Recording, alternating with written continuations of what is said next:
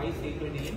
I, Francisco M. Dumagos, Of the City of Manila, of the City of Manila, having been elected to the position of the state, having been elected to the position of City Mayor, hereby solemnly swear that I will faithfully discharge to the best of my ability hereby solemnly swear I will faithfully discharge to the best of my ability the duties of my present position, the duties of my present position, and all others that I may hereafter hold under the Republic of the Philippines, and all others that I may hereafter hold under the Republic of the Philippines.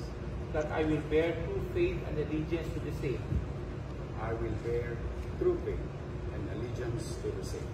that I will obey the laws, legal orders, I will obey the laws, legal orders, and the decrees promulgated by the duly constituted authorities of the Republic of the Philippines, and the decrees promulgated by the duly constituted authorities of the Republic of the Philippines. and that I will impose this obligation I will impose this obligation upon myself voluntarily, upon myself voluntarily, without mental reservation or purpose of evasion.